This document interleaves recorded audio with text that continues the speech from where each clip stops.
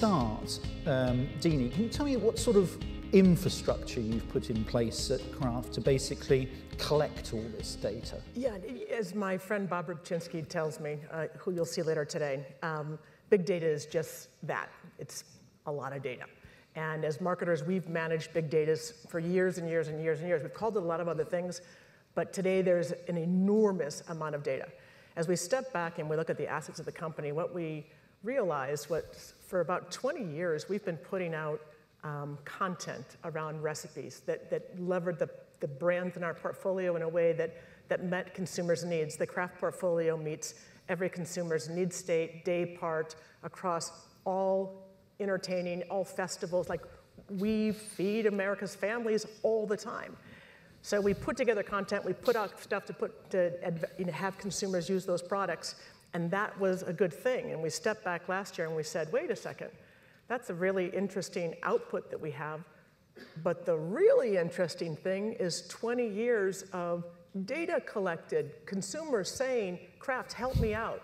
20 years of really, really deep, broad data. So we put an infrastructure around it, and we captured it, and we put a DMP over it, a data management platform over it, so we could cut it, look at it, and segment it in hundreds and thousands of different ways so we can get to consumers in a very different way. That began our insight into consumer behaviors. Once we understood consumer behaviors, we understood the segments, we began to mine it for insights. Once we identified those consumers, then we could link it to a DSP, a demand selling platform, that gets us to programmatic buying. So in harnessing big data, you do it to drive insights, you do it to understand consumer behavior, and you do it so that you can action in a much more precise way how you get to the most valuable consumer, right? Because often a consumer looks the same, but a consumer who's kosher is probably not somebody you want to serve up an Oscar Mayer bacon ad to. Like, there's just no value to that for us. It's wasted dollars. Awkward. And so it's helped us get very smart. Planters is a great example of how we've brought that to life. So the Planters Peanuts platform was going after men and millennial men and kind of in the 20 to 30 year range, very, very, very aggressively on the nutrition standpoint, and moved them into a nutrition platform. What we found is when you dug into the insights. Nutrition, right? I'm writing that one down. Notice the big marketing play on that. That's in there. Nutrition. When we dug into it, we actually found that there was a big set of consumers who were looking for healthy snacks late night. And when they were looking for healthy snacks, they were looking for almonds. Why? Because the almond industry had positioned themselves as the healthy nut, when in reality, peanuts and almonds were equally healthy. Nobody understood that. When you drill down a little further, guess what? It wasn't men looking for snacks late night. It was women, right? Who had spent their whole day doing pretty well, were like on the cusp of going to bed and looking for that last thing before I go to bed, right? We all know this. I didn't think it was a peanut, but nevertheless, that's well, like changed my entire view of the world. Because when we stepped back, we said if we serve her content and we let her know there's a great snack that's healthy, that it's satiating late night, will it work? And you know what? It worked. You must be collecting one heck of a lot of data to know this. It worked. That's amazing. And so as that informed the whole campaign, so then we repositioned to the power of the peanut, we repositioned the creative, we repositioned the brand, power of the peanut. That's another good marketing thing. You economists, you're going to love this. Fantastic.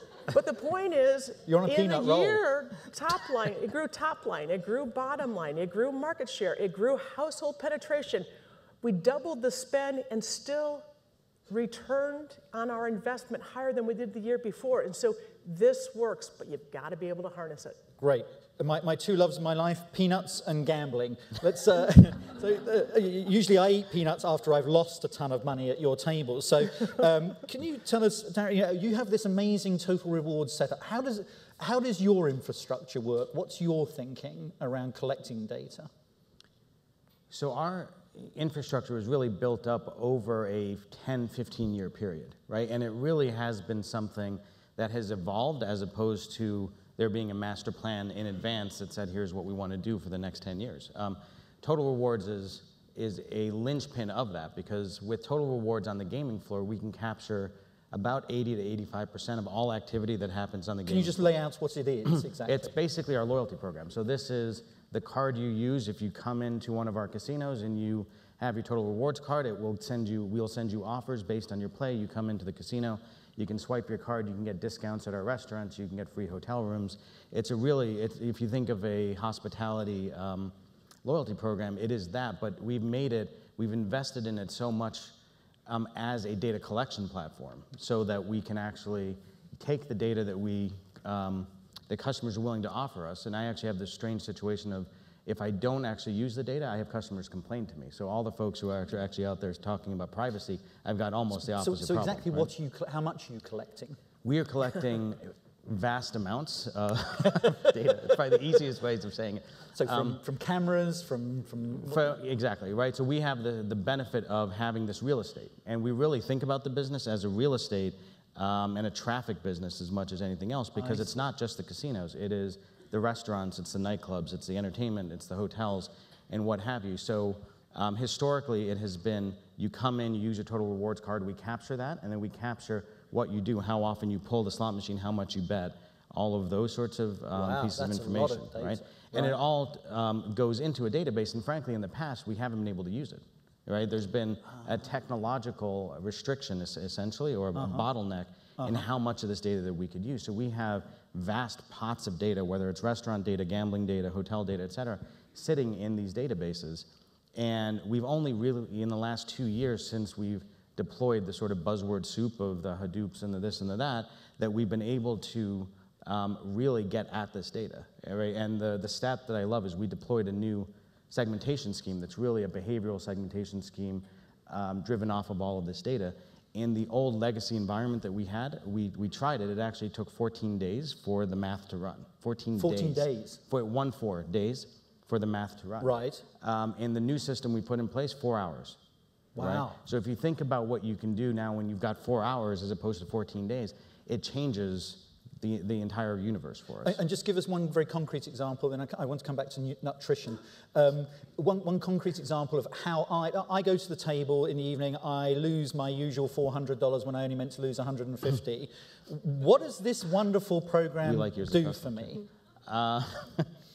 So the program does a number of things, and some of it is published. Some of it's part of the program itself. And I've opted in for this? And you've opted in, okay. Right? And so if you have lost money at the blackjack tables, we will, through the segmentation, figure out that you're a person who visits with this level of frequency, you're worth this much, you were unlucky in your last trip, and you rated your service experience through our surveys as a B as opposed to an A. And then we can send you different offers, either via email or via direct mail.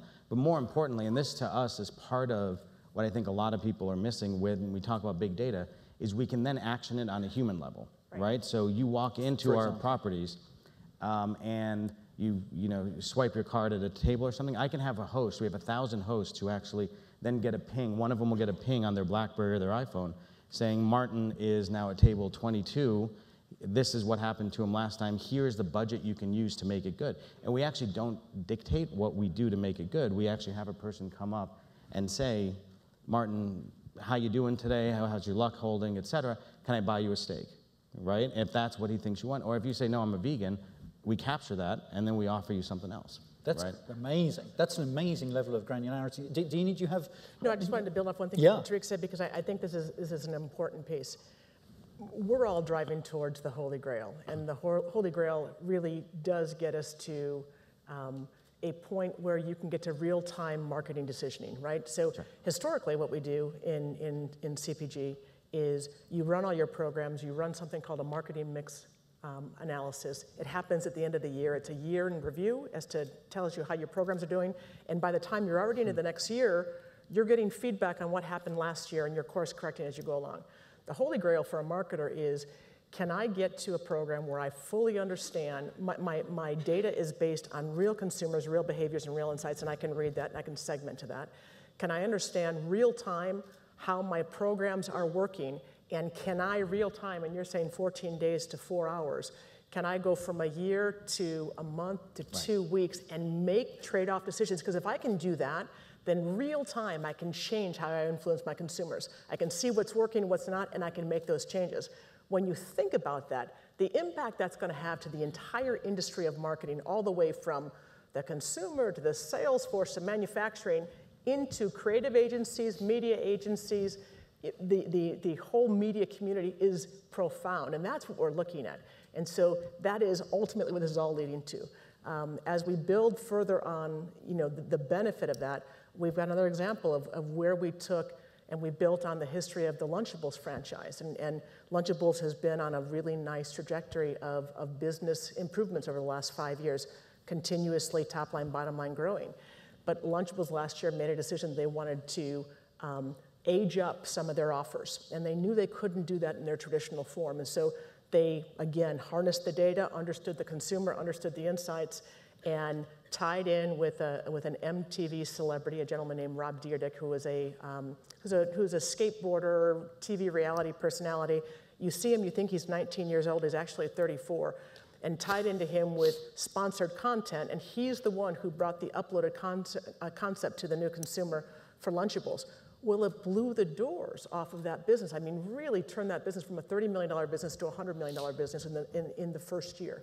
And so it's just a way how you can read it and act on it. I mean, there's a question that's sort of coming up in my mind when I hear you both talk. It's like, where do you stop collecting that? I mean, you could collect anything and everything, or you could be the peanut NSA. You just get all this stuff in, and not only does that cost a lot of money, seriously, because you could, it's like now so easy. Storage is so cheap. I mean, I write about this stuff day in, day out about how practically you can store anything for nothing. The analytics is so superb now. You can start pulling stuff out. And I guess you think to yourself, I never know when I might need that stuff. Mm-hmm. But where do you draw the line at Caesars? So really, we think about it in two different ways. You don't, right? Okay. No, okay. You are the NSA. We think of exactly. We think think about it in two different ways, right? One of them is if it's the core of our business, we really want to collect as much data as we think a consumer will accept, right? And so we have this committee internally that applies what we call the sunshine test, right? Which is simply the sunshine test. Sunshine test. If a consumer finds out that we're collecting this data, do they freak out or do they not freak out, right? And sometimes we actually ask consumers, and generally speaking, this being the nature of our business, they say, no, go ahead as long as you use it and give me something in return for it. But we apply that, and that's part one. The second is when you start talking about new forms of data, right? So if I'm trying to collect data at a slot machine, I'd like to have, frankly, as much as I can get that a consumer is okay with. If I start saying now, we're opening 2 new nightclubs, what data do I want to collect from those nightclubs? The process we go through is to basically get at what question do we think, what are the use cases? What questions do we think we might want to answer? And focus it that way. And it's not a storage issue, and it's not a computing power issue anymore. Right. It's a resource issue on our part, right? It is, I've got an analytics team that's 200 people large, but it's only 200 people, right? And that sounds like a lot of people, and it is a lot of people. But as you start adding in, if you think about all the assets that we have that our customers experience, whether it's restaurants, hotels, nightclubs, retail shops, casino floors, pools, what have you, the amount of data you could collect is extraordinary.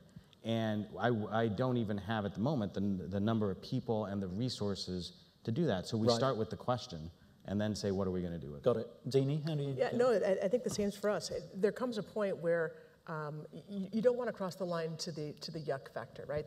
Ooh, wait, you know that about me, and you're going to do what? So our line is it in service to the consumer, right? Is the consumer looking for solutions? Is she reaching out to us to ask us questions?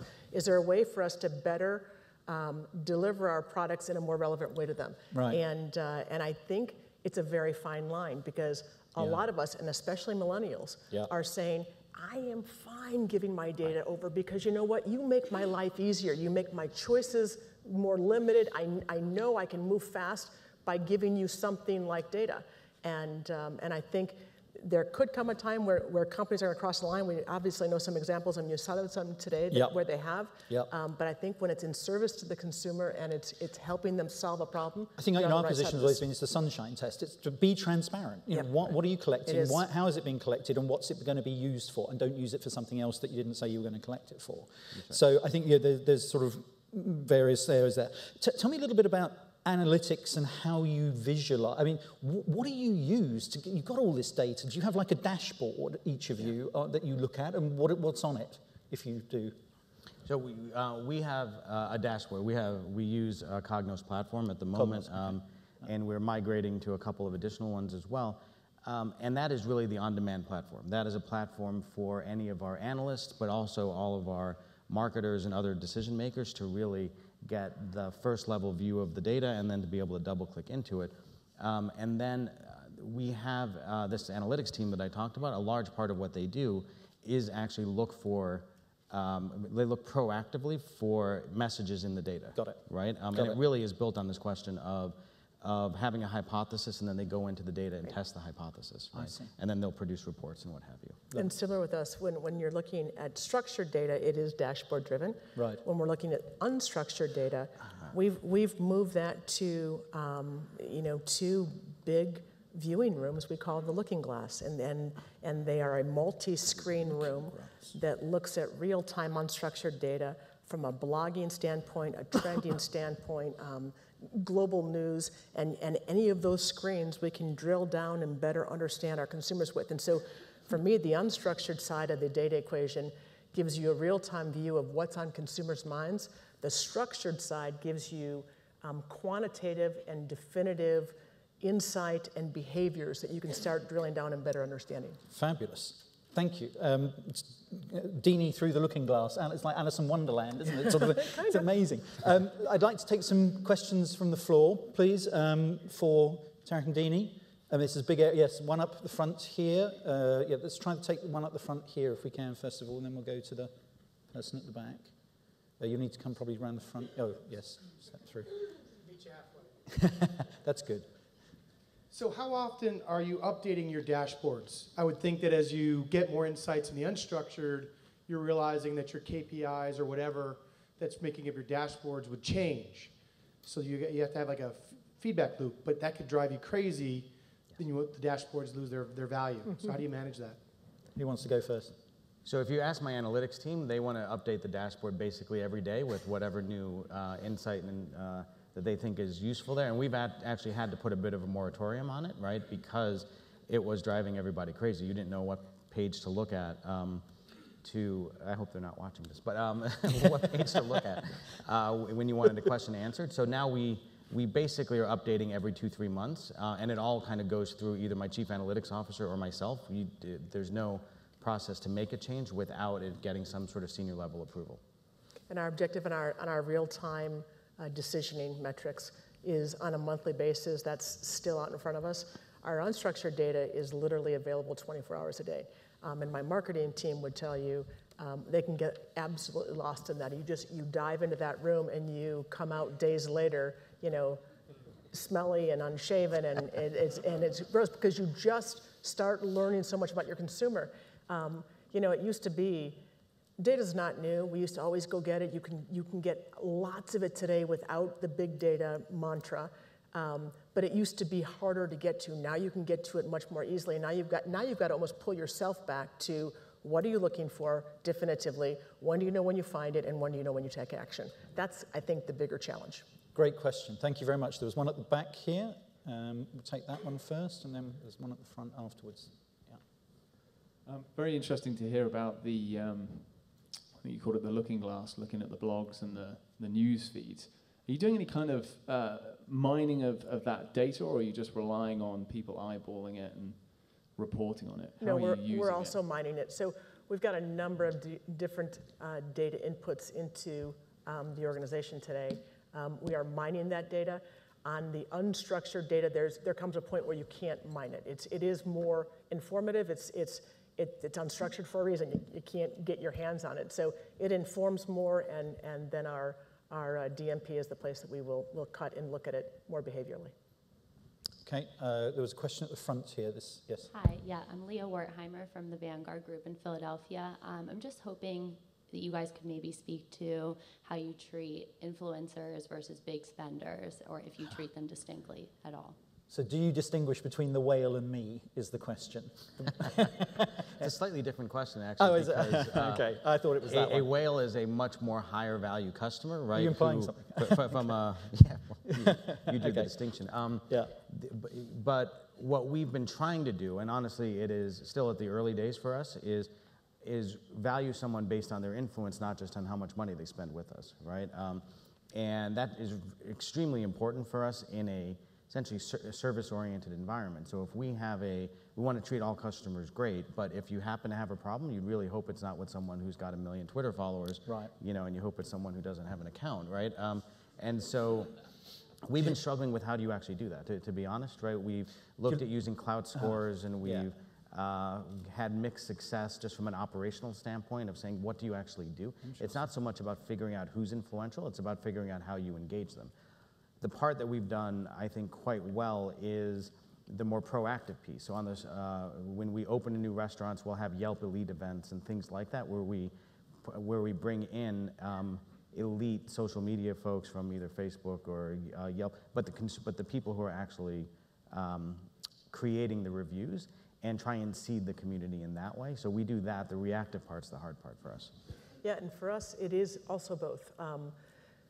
At the end of the day, we want to know that we are talking to consumers who actually have value, that could provide a purchase transaction back to our company. And so that's what the quantitative side of the equation gets us.